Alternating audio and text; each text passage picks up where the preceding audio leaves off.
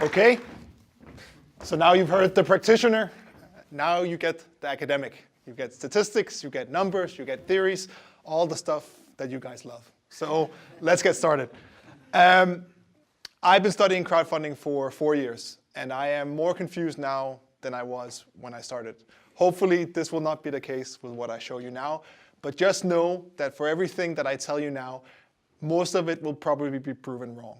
That's how science works. We adapt, we change, the world moves on.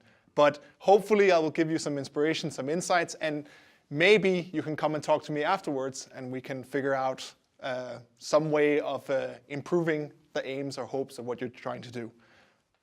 So why do I study crowdfunding? I could study a million things. The first thing about crowdfunding is there is something inherently strange about it to be successful. Of course, you can get support from your friends and family initially, but in order to truly be successful, you need strangers to engage in your campaign. And for strangers to support other strangers, for something that doesn't exist, and something that hasn't been delivered, and in which you probably have no way of following up on whether this is real or not, is a very strange phenomenon, especially because it's over the internet. And if something, internet exactly now is not associated with trust. It's more a certain degree of animosity. But crowdfunding exists not despite of it, but because of it. So strangers are willing to support strangers to enable a huge diversity of projects. So why is that? Also, and this is a little nerdy, and I will get back to it later, but there is within crowdfunding a crowd. So there is a dynamic group of strangers who interact and start to make, quite often, wise and organized decisions. So how can a group of non-organized individuals organize? It doesn't make sense. Typically, we need rules, we need hierarchy, we need structure, we need something to bring people together and ensure that they deliver, they work together, they coordinate, they share, they communicate. But with crowdfunding, it is a blip of people coming together, and then they break up again. Coming together, they break up again. That is, from an organizational perspective, very strange, because you're relying on people that in some ways you can't rely on. But still, in the end, you can. So that's strange. And then there's something about crowdfunding that I find interesting, and this is the research that I do. Typically, when entrepreneurs seek finance, at least in the very startup seed funding stage, they need funding for their endeavors. And if you're to invest $100,000, you want market return. You want to know where's the probability. From a sustainable entrepreneur perspective, who also have other dimensions going on, they have social or environmental considerations as well, they're not always as good at attracting investments. Often they perform in the long run just as well as entrepreneurs, but there is a stigma at certain points around social or environmental entrepreneurship. But what if it's a crowd where you're asking for $1,000, $500, $100? Does that change the dynamics? Are crowds more willing to support sustainable entrepreneurs as compared to venture capitalists? That's what I'm interested in. That's what I do research on. So I'm going to be giving you some descriptives about crowdfunding, and then I'm going to get into the practice of sustainability and crowdfunding. Lastly, I do quantitative analysis. I do experiments. I do big data sets. I find it fascinating. And the best thing about crowdfunding is it's a binary number, 0 and 1. Failure, success. You don't need to debate it. You don't really need to discuss it very much. You either hit your funding goal or you don't. And from a statistical point of view, having such a clear-cut success and failure dynamic is fantastic. Because then what you're looking at, your dependent variable, is very clear. And that really is magnificent from an analytical perspective. Of course, it's a little more complicated than that in the end, but to start off with, this is what's interesting. So we heard it works in practice. Why does it work in theory? And I'm going to give you some brief numbers. Crowdfunding is actually not new. The notion that individuals come together and form some kind of collective activity to kind of garner resources or garner finances is not a novel idea. This is pretty foundational for human interaction. We work together to achieve a common goal. The Statue of Liberty is often cited as one of the earliest examples of crowdfunding. This was a newspaper advert to fund a pedestal. They basically ran out of money. So they wanted average citizens to help support the building of the pedestal. It was very effective in garnering this funding. The problem with that is very few average people own a newspaper. That is where crowdfunding today is different than what it was before. The platform enables people who wouldn't otherwise have this reach or ability to contact the crowd to actually do so. And it enables the entrepreneurs who have the ideas or the project managers who have the ideas to tap into a crowd of people who are actually interested in it. So this, I would argue, is what makes crowdfunding today different than what we have seen before. Types of crowdfunding. I have to define stuff for you. I promise it's going to be quick, but it's important to know because there are key differences, and the majority of the research that we do is on reward-based crowdfunding. Kickstarter, Indiegogo. I promise you something. If enough people fund me, you get the given good product, service, whatever it may be. If I don't hit the funding goal, you either get the money back, or in, for example, Indiegogo, you sometimes keep the money, but you still have to deliver on what you promised. That is where the majority of the research is, because that is where the majority of the data is. Then we have lending. You lend money to others. We have donation. You donate money to other people. And then finally, we have equity. You make small investments in startup companies. Now, reward-based crowdfunding, that's where the most research is. Lending, secondary, donation, very little, and equity, almost nothing. And that you have to think of when I'm telling you the things that I tell you next. Because we know a lot about reward-based, and we assume that reward-based is the same as donation-based and equity-based and loan-based, which it obviously isn't. Your preferences with regards to your money in a donating context versus in an investment context is different. A standard model of human behavior would assume that your preferences are stable. Hence, $1 in one context is the same as a $1 in another context. We know that's not true. There are different motivations that happen. We are enormously complex and enormously dumb, enormously clever, enormously selfless. There's a lot going on. And that is why it's important to note that this is important to remember when I'm telling what happens next. I will tell you about 6 things that drive crowdfunder behavior. There are many others. This is kind of the stuff that I feel comfortable sharing with you because I actually know a little bit about it. So the amount of money you ask for, the location where you are, your sex, herding, the product you're selling, and the values that are kind of inherent in what you're selling impacts your odds of success. So firstly, the amount that you ask. This is aggregate data on crowdfunding. So within the 4 different domains of crowdfunding, this is what we know. These are the average sums of money that people ask for. So within lending, the 7,000 and the 79,000 is because sometimes you lend to individuals, sometimes you lend to companies. You lend more money to companies than you do to individuals. If you ask for much more than this average within your given campaign category, some areas you need more money than others, of course, you will most likely fail.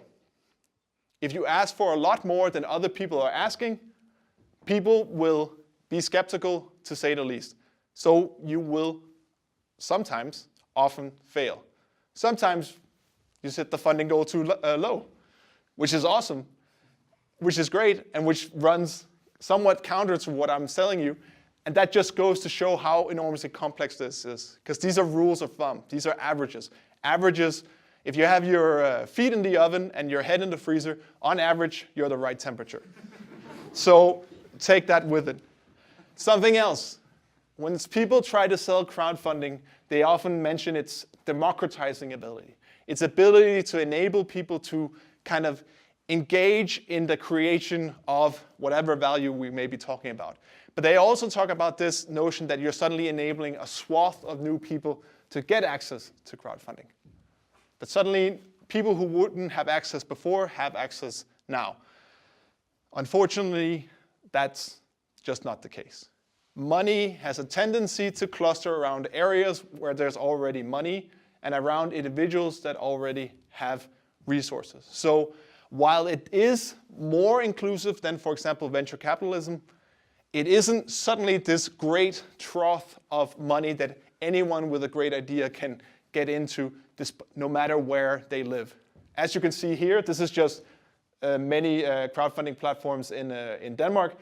50% of all crowdfunding money, successful campaigns, are within Copenhagen. And Nørrebro is very well represented within that 50%. So it doesn't necessarily mean that a whole swath of otherwise what we call udkants Denmark will suddenly have access to resources. If someone's trying to sell you on that, the numbers at the moment don't support them. So that has something to do with agglomeration. So agglomeration is the fancy term that resource-strong communities have resource-strong universities, they have industries, they have other things that kind of attract money around them. So Silicon Valley is a good example of agglomeration. It's hard to create these centers, but once you have them, they're very hard to break. In Denmark, you see it clustering around the cities. That's also something to do with people's economic capital, their social capital, their cultural capital, because we know it matters. So where people have the most of these things is where crowdfunding is the most successful, on average. Then, and I think this is something very important to note, within every other form of investment, kind of either it's venture capital or institutional investors, men will always be more likely to get funding than women. Within crowdfunding, the opposite is true. This is the only form of innovation finance where women are more likely to get funding than men. That's sad, but that is true, and that's good for crowdfunding. Now the problem is there are many fewer women than men seeking finance. So is it that women are just, the women that are seeking financing are the cream of the crop and hence perform better on average than this swath of men as compared to it? Or is it because women are better at communicating? Is it because women are better at mobilizing their networks? Is it something completely different? We don't know. We just know on average, women are more likely to be successful than men. Then herding. What is herding? So basically herding is a notion that is, if you have two restaurants, one is empty, one is full, you go to the restaurant that's full. You take social cues, you look at what other people do, and you make your decisions from that. And that is not a bad thing. We often think of the crowd, this notion that we follow others as kind of, that's bad. We should think for ourselves, we should be individuals. No, often it's actually quite good to follow what other people do. Sometimes they can be bad, of course. The same is true about crowdfunding. If you get people to support you early on, you get investments, then you will, on the one hand, of course, move up in kind of the algorithm of where you're placed. They say what is the best way to hide information is to put it on the second page of Google. Somewhat the same with crowdfunding. The higher up and the more clear it is, the better, the more likely it is that you get support. And that is basically people clicking in. But there is also the social cue. He is supporting it, she's supporting it, my friend is supporting it. There must be something about this that makes this more correct than this other one that has no funding. And the chances are, if you don't get funding early on, you will probably fail. And the vast, vast, vast majority of campaigns fail. 90% fail. That's just the reality of it.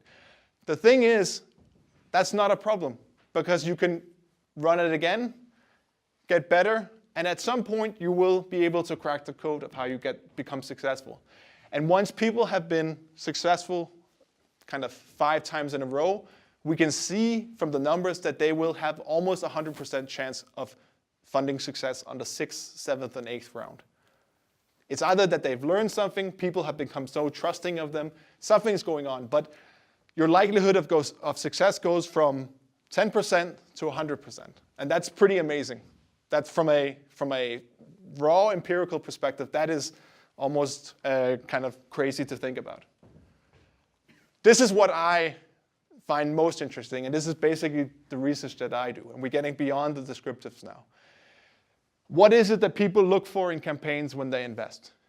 From a sustainability perspective, we hope they look for social and environmental components, as well as, of course, what's in it for me. Because there is always what's in it for me in a crowdfunding campaign. What we're hoping for is that environmental or social values will make you more likely of becoming successful. We're seeing very mixed empirical insights about that. And what some colleagues and I decided to do was run a series of experiments to basically find out what is it that attracts people's pledges. And what we find is, as compared to kind of a message that's wholly centered on selfish gain, how do social and environmental messages incorporated into that, how does that affect the likelihood of success? So if you tone down the selfish nature and start to turn up the social or the environmental components, how does that affect the likelihood of success? What we find is that socially oriented campaigns perform better. They get more pledges and more people are more willing to support it. Unfortunately, environmental campaigns actually perform worse.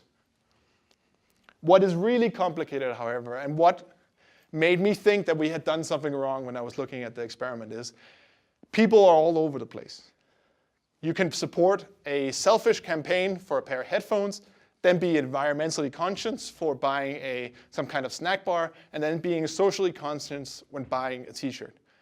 This is weird because people are supposed to follow, at least from an academic perspective, if you are on a certain point in the value scale, if you are socially oriented, you should support socially oriented products. But apparently you support a vast diversity of products. Products have some innate ability to cue different things in our head. And when I go to a supermarket, I can actually see it because I go buy my fair trade coffee. I go buy my organic vegetables, and then I go buy my steak. From an environmental perspective, I should have bought the worst vegetables in the world. I could have bought whatever coffee I wanted. That steak is much more of a negative effect than any of the other purchases that I've done before. And then maybe there is something within products that trigger different things in our head and hence change our motivations. But this was so surprising that we thought it was a mistake. But we repeated it and the same thing came out. And in a scientific perspective, that's the best you can do. If you can get the same results twice, oh my God, you're in heaven. What do we need to know more about? Why is it that women are more successful than men? When are people rational in their herding decisions? When are they irrational? When is it that we follow people and make good decisions? When is it that we follow people and make bad decisions? How do we, all these variables are so entangled with one another, so it's very hard to say concretely what it is that makes something successful. Because you live in a rich neighborhood, hence you have a higher education, hence you have more economic capital, hence you have a better family background, because your parents had a better economic capital. And in the end, what is it that matters? Is it because you have a lot of money, so you can invest in an advisor to help you out? Is it that you have a large social network? We have no way of disentangling these things from one another, so we have a hard time saying what actually matters. And we know that location matters, and we know, for example, also that your race matters. So if you have strong cultural and social capital, but live in the wrong neighborhood, have the wrong color skin, then that negates that strong social capital. Why is that? Implicit biases, we would say, but which implicit biases? We don't know. And then there's something really, really frustrating about crowdfunding. It enables the craziest, stupidest campaigns in the world. There was a guy who wanted to make potato salad. He managed to get $55,000. And he was, in the end, actually committed to make potato salad. And that fucks up our models. Because why? And of course, you can say it was satirical, it was funny, it was hilarious, yes. But why would you give people money for that? Because we're human beings, and that's what makes us fun. But it's also what makes us so hard to figure out. And that's the problem that we have. So future research. And this kind of goes in the other corner because we're also quite simplistic. We like to think of ourselves as better than, or more wise, or more clever than other creatures around us. But actually, online, in these crowd dynamics where people don't know each other but follow similar patterns, there is a suggestion that we may follow the same swarm dynamics as fish, as bison, as flocks of birds, that maybe the biological swarms and how we map or kind of calculate how they emerge and how they disappear, maybe we follow the same dynamics. And that's very, what's it, langhåret, we say in Danish, but this is where I would love to do this, because this is fascinating. That crowds move, break up, come together, create, don't create, criticize, that works, is enormously beneficial for society. It is also enormously harmful. So understanding when a crowd is wise and when it is stupid, maybe we could learn something from nature. And that's it.